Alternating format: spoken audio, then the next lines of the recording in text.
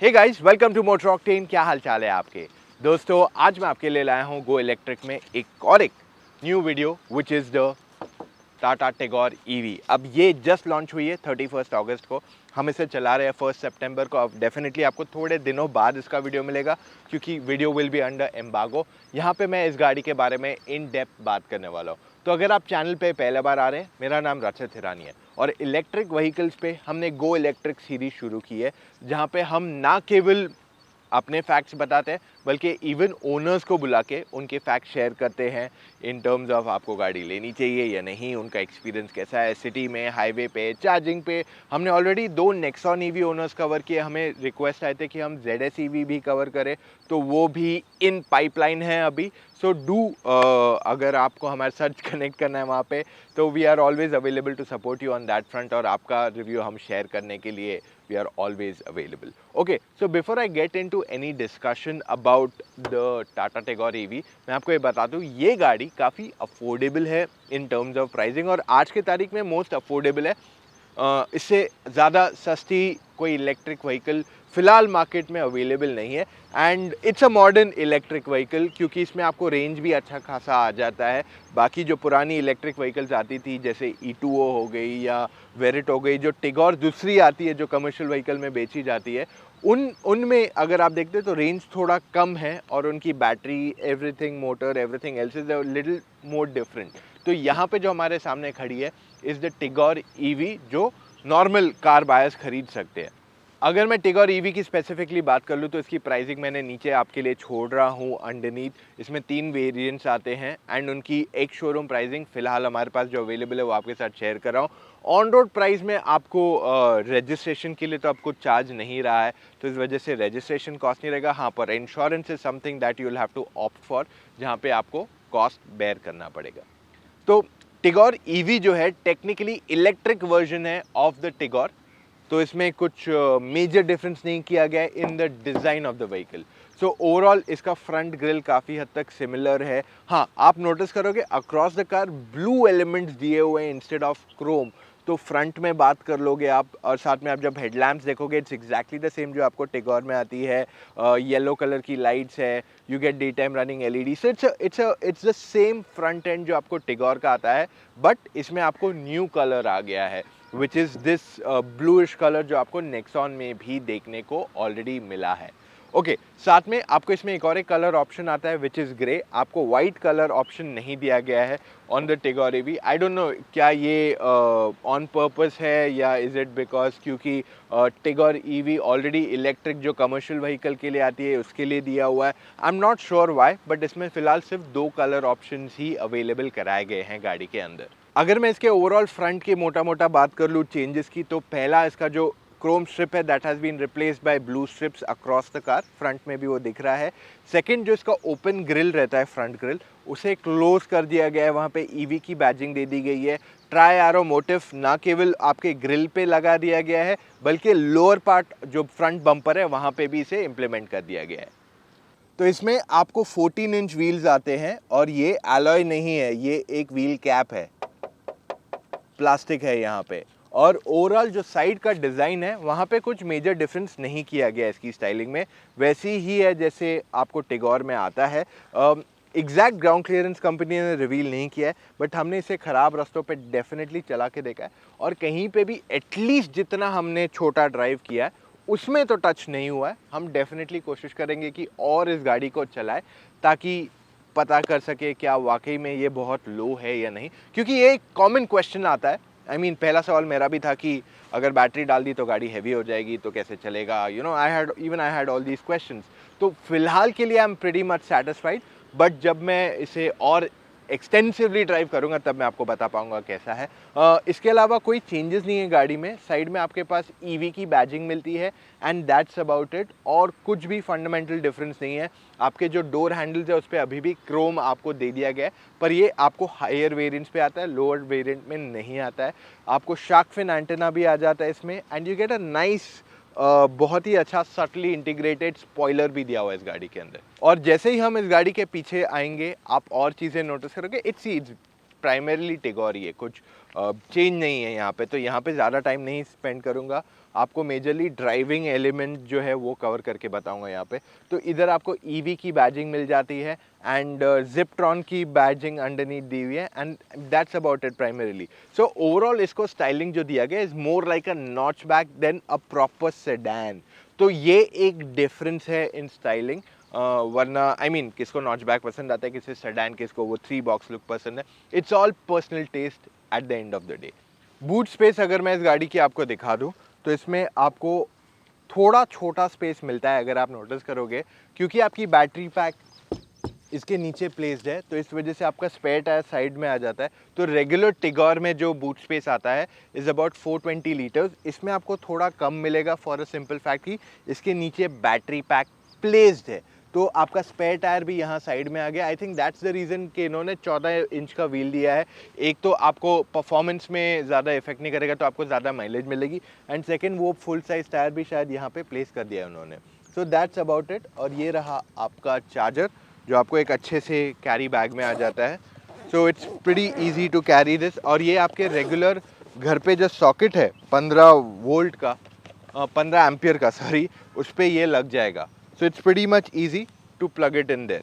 Tigor EV के अगर आप इंटीरियर्स देखते हैं तो यहाँ पे कुछ डिफरेंस नहीं किया गया। गाड़ी वही है जो पहले आती है, मतलब जो पेट्रोल में आता है आपको वही गाड़ी को आगे कैरी फॉरवर्ड किया गया। तो आपको black and sort of beigeish interior दे दिया गया डैशबोर्ड पे। ओवरऑल मटेरियल्स हार्ड ही है, प्लास्टिक्स अक्रॉस द कार आपको हार्ड है, इसमें कुछ अलग नहीं है। आपको स्टीयरिंग पे लेदर रैप नहीं मिलता है, इसके अंदर आपको रेगुलर स्टीयरिंग व्हील मिलता है। इंस्ट्रूमेंट क्लस्टर आपका चेंज कर दिया गया, यहाँ पे डिजिटल जो पहले था वो आई मीन वो पेट्रोल के हिसाब से था, बट ये वाला जो बनाया गया है वो इलेक्ट्रिक के हिसाब से बनाया गया है। तो आपके पास रीजेन, इकोनॉमी मोड, ये सब सारी चीज़ें यहाँ ऑफर कर दी गई है जो आपको पेट्रोल में नहीं आती है। उसके अलावा जो चीज़ बहुत प्रोमिनेंट है गाड़ी के अंदर आके देखोगे वो ये है कि इसको ब्लू एलिमेंट्स दिए हुए हैं, क्योंकि ये इलेक्ट्रिक है। और ऐसे नहीं कि ये गाड़ी ब्लू है तो इसलिए इसको ब्लू एलिमेंट्स दिए हुए हैं, नहीं। आप ग्रे कलर कार भी लोगे जो सेकंड कलर आता है उसमें भी आपको ब्लू एलिमेंट्स ही मिलेंगे अक्रॉस द कार। और सीट्स पे भी आपको ट्राई एरो मोटिव जो दिया हुआ है वो ब्लू कलर का दिया हुआ है, वरना जो रेगुलर वर्जन आता है पेट्रोल में उसमें ब्लू नहीं आता है। सो ये चेंजेस है। उसके अलावा गाड़ी पूरी वही है। स्टीयरिंग व्हील अगर आप देखते हैं तो एडजस्ट कर सकते हो आप हाइट के लिए, इसमें रीच एडजस्टमेंट नहीं दिया हुआ है। आपको पुश स्टार्ट स्टॉप आता है गाड़ी में, आपके पास चारों क्या कहते हैं पावर विंडोज आ जाते हैं। देन आफ्टर दैट आपके पास एक टच स्क्रीन सिस्टम आता है जिसकी quality is decent. So display थोड़ा बेटर और हो सकता था I feel, and even response could have been a little better, वरना उसके अलावा ऐसे कोई कंप्लेन नहीं है। ये अक्रॉस द बोर्ड टाटा की सारी गाड़ियों में, नेक्सॉन, एल्ट्रॉस, ये सब में सिमिलर ही आपको यूआई मिलता है। आई जस्ट विश ये थोड़ा और प्रीमियम अप मार्केट लगता था, that's my only complain. Reverse camera decent, अब क्योंकि बारिश हो रही थी तो हमारे कैमरा पे काफ़ी टाइम पानी लग रहा था, तो we couldn't get you a proper shot, but we'll try to get you more better shots. पर हमने टिगोर ईवी या टिगोर पेट्रोल भी जब चलाया तब the camera is the same, ऐसे कुछ बदलाव नहीं किया गया है। आपके जो एसी कंट्रोल्स है वो नीचे दिए हुए हैं, एंड मोर ओवर आपको एसी के कंट्रोल्स के बीच में डिस्प्ले नहीं आता है, वो डिस्प्ले आपको टच स्क्रीन पे ही दिखाई देगा। आपका मिरर जो है दैट्स मैन्युअली एडजस्टेड। ये सेगमेंट में you shouldn't expect technically all these features. Push start stop मैंने आपको बता दिया। सो ये सब चीज़ें दी गई है इस गाड़ी के अंदर। और गियर लेवर जो आता है AMT वाला वो यहाँ नहीं दिया गया है। इनफैक्ट आपको एक दूसरा गियर रोटरी डायल दिया हुआ है जो reverse, neutral, drive and sport चारों मोड्स यहाँ पे दिए गए हैं आपको इसके अंदर। सो ये चीज़ें आपको ऑफर की गई है ऑन द गियर लेवर। आपके पास आगे सेम स्टोरेज है, आपके पास USB टाइप चार्जिंग है, 12 वोल्ट का चार्जिंग पॉइंट दिया हुआ है।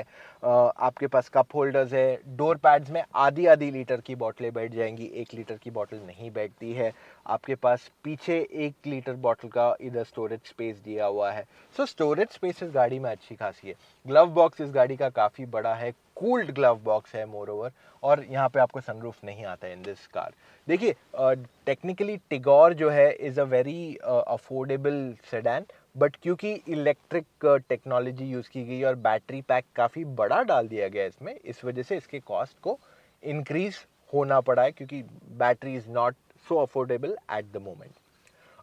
इस गाड़ी में आपको 8 साल की वारंटी आती है बैटरी पे, एंड 1,60,000 किलोमीटर का वारंटी। सो 1,60,000 या 8 साल जो भी पहले कंप्लीट होता है उतने टाइम की वारंटी है। एंड हमारे एक सब्सक्राइबर अंकित आए थे हमारे वीडियो में, जिन्होंने बताया था कि जैसे ही आपकी बैटरी डिप्लीट होने लगती है, वो कहते हैं ना 100% से 90%, 80%, 70%, 60%, ये सब चीज़ें जैसे होने लगती है, तब जब गाड़ी चेक पे जाती है तब वो लोग वो सेल्स रिप्लेस करते हैं एज पर द ओनर। मैं फिर भी ऑफिशियली कंपनी से पूछ सकता हूँ उन्होंने क्या कुछ ऐसा होता है या नहीं। अपार्ट फ्रॉम दैट मैं आपको ये भी बता दूँ कि आपको जो टच स्क्रीन सिस्टम आता है उसमें आपको 4 स्पीकर्स और 4 ट्वीटर्स आते हैं एंड हार्मन सिस्टम आता है विच इज़ ब्रिलियंट। मतलब बहुत ही ज़बरदस्त क्वालिटी के स्पीकर्स हैं। You are gonna love the entire experience. Rear space की अगर मैं बात कर लूँ तो यहाँ पे आपके पास डिसेंट इनफ नी रूम है। Headroom is also not bad, it's okay, मतलब हेडरूम की ऐसे कमी नहीं है। अगर मैं एकदम स्ट्रेट बैठा हूँ जैसे, तो भी मेरे को हेडरूम की डिसेंट इनफ जगह है, तो वो स्लोपिंग रूफ से आपको प्रॉब्लम नहीं होगा पीछे बैठने में। हाँ, यहाँ 3 लोग नहीं बैठ पाएंगे, बहुत टाइट हो जाएगा। 2 लोग आराम से बैठ के जा सकते हैं और ये आर्म रेस्ट भी काफ़ी बड़ा है। 2 हेडरेस्ट बड़े साइज़ के, एक छोटा है, फिक्स्ड हेडरेस्ट है, एडजस्टेबल नहीं है, बट उसमें मेरी कोई कंप्लेन नहीं है। पीछे आपके पास एसी वेंट्स नहीं आते हैं, पर आपके पास पीछे 12 वोल्ट का चार्जिंग पॉइंट है जो थोड़ा आगे प्लेस्ड है। मोरओवर आगे भी आपके पास एक 12 वोल्ट का चार्जिंग पॉइंट और एक यूएसबी पॉइंट है जहां एंड्रॉयड ऑटो, एप्पल कारप्ले आप कनेक्ट कर पाओगे। सो ये सारी चीज़ें यहाँ दी हुई है। एक दो जगह पे मुझे क्वालिटी में थोड़े ग्लिचेस लगे इन द कार। जैसे एक ये एलिमेंट है, थोड़ा वो शेकी लगा, और जो ग्लव बॉक्स है वो भी थोड़ा और फिट उसका बेटर किया जा सकता था, बट क्योंकि ये प्री प्रोडक्शन कार है तो इसलिए मैं यहाँ कंप्लेन ज़्यादा नहीं कर रहा हूँ।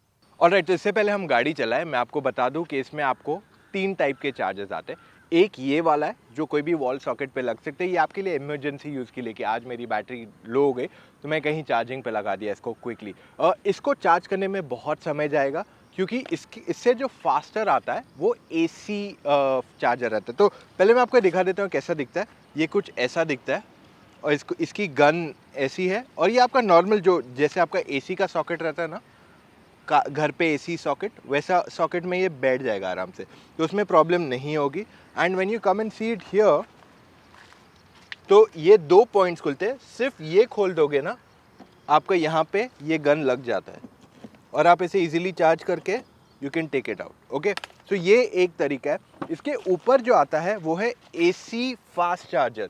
अब AC फास्ट चार्जर को भी एग्जैक्टली सेम गन लगती है, बट उसमें आपको पावर ज़्यादा आता है। अब डिफरेंट ब्रांड्स आपको डिफरेंट लेवल के AC फास्ट चार्जर्स देते हैं। 3 kilowatt hour to 7.5 kilowatt hour का आपको चार्जिंग ऑप्शन आता है। ये आप घर पे लगवा सकते हो या ऑफिस में लगवा सकते हो जब आप एक इलेक्ट्रिक कार परचेस कर रहे हो। सो इसकी वजह से आपका चार्जिंग जल्दी हो जाएगा। Now let's take the example of Tigor. इसको 26 किलोवाट आवर की बैटरी है और ये 3 किलोवाट आवर पे अगर चार्ज करेगा तो लगभग 8 साढ़े 8 घंटे तो इसको लगेंगे to charge the whole thing. But थोड़ा ज़्यादा टाइम जाएगा क्योंकि जो लास्ट का 10% रहता है या लास्ट का 5% रहता है वो और स्लो चार्ज होता है। वो 3 किलोवाट आवर पे चार्ज नहीं करता है उसको, क्योंकि जैसे आपका स्मार्टफोन में होता है 80% तक फटाक से चार्ज हो गया, उसके बाद स्लो स्लो थोड़ा होते जाता है, और जैसे 90-95 पे आता है और तेज़ी कम हो जाती है उसकी, ताकि वो टेम्परेचर सेल्स का मेंटेन कर जाए और उसको क्विकली जो चार्ज किया है उसको कूल डाउन करे। उसके ऊपर जो आता है वो है DC फास्ट चार्जर। ये आपने देखा होगा मेजरली बड़े चार्जर्स होते हैं, और इसमें आपको 2 गन रहते हैं। तो वो नीचे ऊपर का पार्ट तो सेम ही है गन का, नीचे एक और एक एलिमेंट रहता है जो ऐसा दिखता है, देखिए वो यहाँ लगता है। ओके, सो ये पूरा गन ही है एक जो लग जाता है। अब टाटा मोटर्स जनरली जो फास्ट चार्जर्स देख रहा हूँ मैं टाटा मोटर्स के या टाटा मोटर्स से ज़्यादा फ्रेंडली, वो 25 किलोवाट आवर के चार्जर्स हैं या 30 किलोवाट आवर के चार्जर्स हैं। अब ये गाड़ी 26 किलोवाट आवर है, यानी कि टेक्निकली तो 1 घंटे में पूरी चार्ज हो जानी चाहिए गाड़ी, पर जैसे मैंने आपको बताया लास्ट का 80 से 100% तक स्पीड कम होती जाती है ओवर अ पीरियड जैसे आपकी बैटरी चार्ज होते जा रही है। तो इस वजह से आपको 1 घंटे में से लगभग 80% बैटरी चार्ज हो जानी चाहिए आपकी, डिपेंडिंग अगर आप ऑलमोस्ट 0 से स्टार्ट करें तो ऑलमोस्ट 80% आपका 1 घंटे में हो जाएगा, which makes it easy for you to drive out. Next question आपका आएगा कि चार्जिंग कितना कॉस्ट पड़ता है। अब let's take the example of this car, 26 kilowatt hour है, यानी कि 26 यूनिट ऑफ इलेक्ट्रिसिटी लगेगा। तो अगर आपके यहाँ पे 5 रुपये है पर यूनिट चार्ज, तो आपका 130 रुपये में हो जाएगा। अगर 10 रुपये है तो 260 में हो जाएगा। ऑन एन एवरेज 7 से 10 रुपया रहता है एटलीस्ट मुंबई, नवी मुंबई के आसपास 10 से 13 के बीच में, डिपेंडिंग आप कितने यूनिट्स यूज़ करते हैं अपने घर पे। तो इस वजह से इसका कॉस्ट ऑफ रनिंग जो है ना बहुत घट जाता है। This is a clear advantage जो एक इलेक्ट्रिक कार आपको देती है और पेट्रोल और डीजल, यानी कि 260 भी पकड़ लो इसका कॉस्ट, और मुझे 200 का रेंज दिया, यानी कि मुझे 1-1.5 रुपये के अंदर मेरा पर किलोमीटर रनिंग कॉस्ट है। वेराज अगर मैं पेट्रोल गाड़ी लेता हूँ तो वो लगभग 10 रुपये आ जाता है। 9 रुपये का सेविंग आपका हो रहा है पर किलोमीटर में, यानी कि अगर आप महीने का 10,000 साल का 10,000 चला रहे हैं, that means you saving 90,000 rupees straight away. और 10,000 किलोमीटर एक साल का बहुत कम रनिंग रहता है। Okay, so the next important point is DC fast chargers जो रहते हैं अलग अलग टाइप के रहते हैं, अलग अलग कंपनीज के, सबका अलग अलग तरीका है to charge also cost. So for example फोटम का जो है वो पर मिनट लेता है, लेकिन वो 50 किलो वाट आवर का पावर देता है। फिर अगर आप टाटा पावर देखते हो तो वो पर यूनिट का चार्ज लेता है। तो सबके अपने अपने तरीके हैं चार्ज करने के। सो डीसी फास्ट चार्जर पे अगर आप करते हो तो आपका कॉस्ट में भी डबल हो जाता है। तो अगर वो 250 है तो ये वो 500 हो जाएगा, यानी कि आपका running cost will be somewhere about 2 to 3 rupees maximum पर किलोमीटर। 3 रुपया नहीं, 2.5 रुपये के अंदर आपका पर किलोमीटर रनिंग हो जाता है इन दैट स्पेसिफिक केस। अब बहुत बातें हो गई, आई होप मैं आपको समझा पाया हूँ। Let's go and drive it. Alright, तो अब बारी चलाने की द टिगोर ईवी। इसमें आपके बहुत सारे सवाल है, आई नो दैट, एंड मैं एक एक करके सारे जवाब देने वाला हूँ। तो पहली चीज़, इसकी बैटरी पैक साइज़ कितनी है? तो इसकी बैटरी पैक की जो साइज़ है वो 26 किलो वाट आवर की है। टाटा नेक्सॉन में आपको 30 किलो वाट आवर की बैटरी आती है। तो बैटरी साइज़ में लगभग 4 किलो वाट का डिफरेंस आता है। तो एवरी किलो वाट लगभग आपको 10 किलोमीटर का एक्स्ट्रा रेंज देता है। तो फिर नेक्सॉन और इसके ARAI रेंज में ज़्यादा डिफरेंस क्यों नहीं है? तो इसके दो मेन रीजंस है।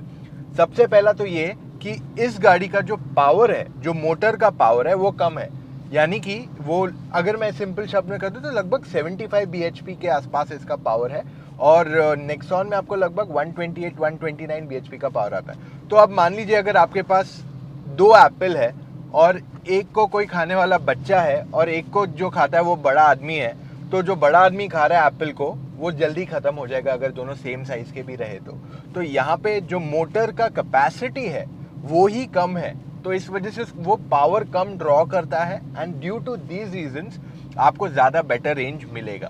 जब ये गाड़ी मेरे पास आई थी, मैंने शुरू किया था आज का दिन, तो 99% रेंज था और उस समय इसमें लगभग 240 का रेंज दिखा रहा था। बट उसके बाद मैंने गाड़ी बहुत भगाई है, काफ़ी ज़्यादा भगा दी है गाड़ी को, और उसके बाद अब मेरा रेंज काफ़ी घट गया है यहाँ पे। So I am expecting real life जो कंडीशंस है वहाँ पे आपको 150 से 250 के बीच में रेंज आएगा, depending purely how you drive.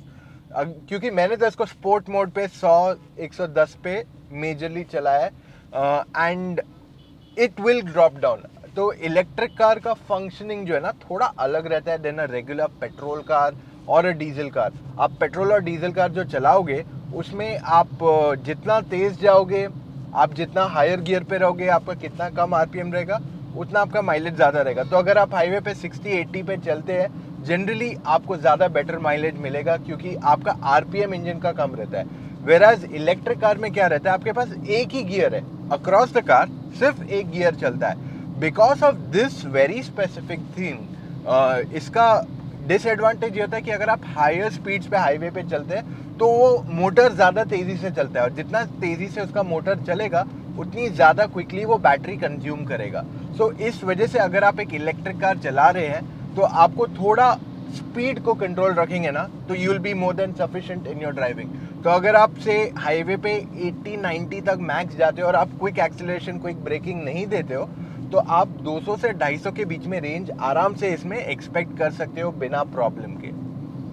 Other aspect लोगों के आते हैं कि इलेक्ट्रिक कार कहते हैं चलाने नहीं आता है, सही से नहीं चलाते। मैं आपको उसका जवाब देता हूँ। क्या है, इलेक्ट्रिक कार में there something called as regenerative braking. अब मैं आपको सिंपल उदाहरण देता हूँ। अब मैं चल रहा हूँ रोड पे एट 60, जैसे ही मैं अपना पेडल से पैर हटा देता हूँ तो यहाँ पे रीजेनरेटिव ब्रेकिंग अपने आप चालू हो जाता है और वो थोड़ा थोड़ा ब्रेक करने लगता है गाड़ी को इस वजह से जो आपका ओवरऑल रेंज है वो बेटर हो जाएगा। ये मैं बोलूँ कहाँ यूज़फुल होता है, मान लीजिए अगर आप डाउनहिल कहीं जा रहे हो, ठीक है, आप पहाड़ से नीचे कहीं उतर रहे हो और आपको वो तेज़ी चाहिए नहीं, बट क्योंकि गाड़ी में तेज़ी है वहाँ पे, तो वो उसे ऑटोमेटिकली ब्रेक में एनहांस करेगा और वो ब्रेक एनर्जी को आपके इसमें स्टोर करेगा बैटरी में बैक एज अ चार्ज। सो इसकी वजह से आपका रेंज जनरली बढ़ जाता है। तो वो कहते हैं ना लोग कि हमने रीजेन पे गाड़ी चलाई, वो ये होता है। तो इसमें आपको ब्रेक के साथ साथ जो मोड्स रहते हैं रीजनरेटिव के, वो यहाँ नहीं दिए गए, वरना दूसरी गाड़ियों में जैसे ZS EV आता है, कोना आता है, उसमें आपको मल्टीपल मोड्स आते हैं। हमने ई-ट्रॉन का भी वीडियो किया, वहाँ पे भी आपको मल्टीपल मोड्स थे पैडल शिफ्ट से।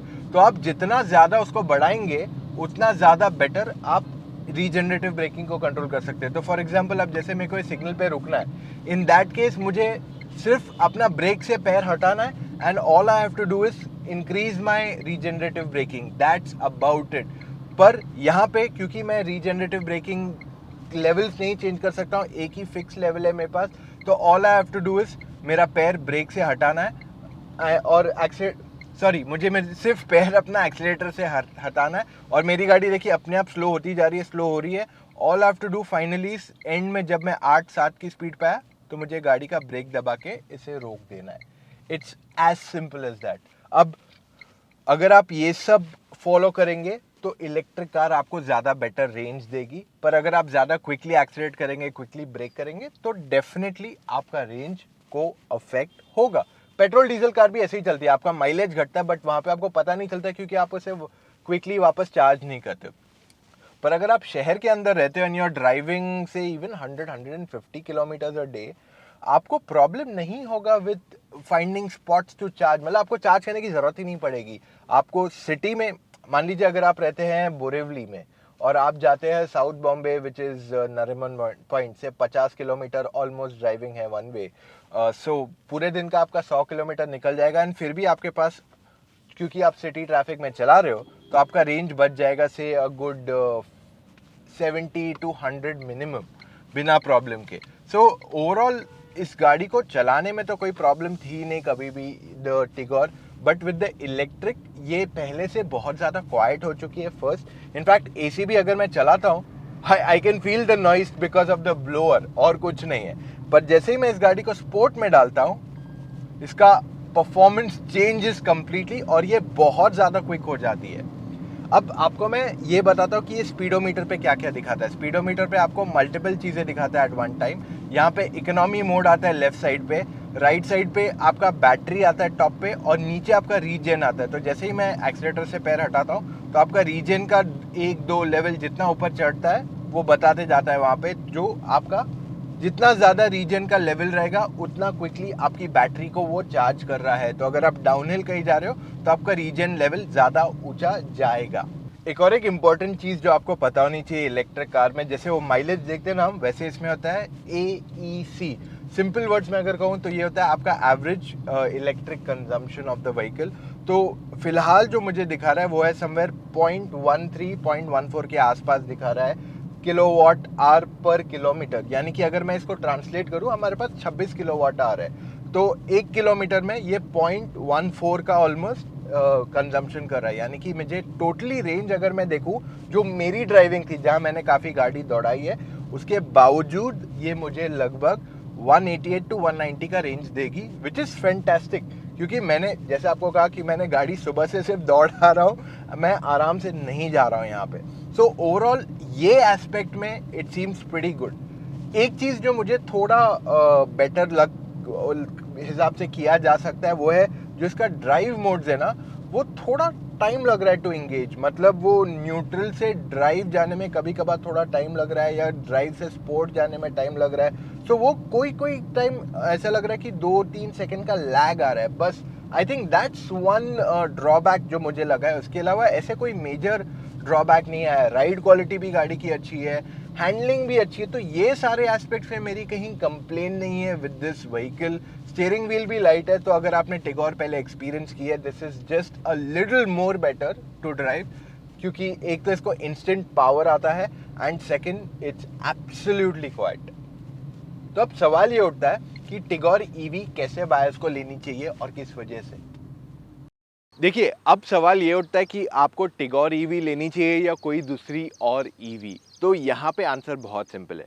मैं फ़िलहाल सब्सिडीज़ में नहीं जा रहा हूँ, बट मैं ये बता दूँ आपको कि अगर आप टिगोर ईवी लेते हो, ये एक अफोर्डेबल प्राइस कैटेगरी में आ जाता है, जहाँ पे दूसरी कोई इलेक्ट्रिक व्हीकल नहीं अवेलेबल है। हाँ, जो टॉप एंड टिगोर आती है, वो बेस मॉडल नेक्सॉन ईवी से डेफिनेटली सिमिलर प्राइस पॉइंट पे आ जाती है एंड उन दोनों के रेंज में मेजर डिफरेंस नहीं है। तो अगर आपको ज़्यादा परफॉर्मेंस चाहिए तब आप नेक्सॉन ईवी की तरफ जाइए। अगर आपको मच हायर ग्राउंड क्लियरेंस चाहिए तो नेक्सॉन ईवी आपके लिए तब बेटर चॉइस हो जाता है। यहाँ पे मेजर आपका डाउट रहेगा होना चाहिए कि मैं पेट्रोल गाड़ी लूँ या इलेक्ट्रिक।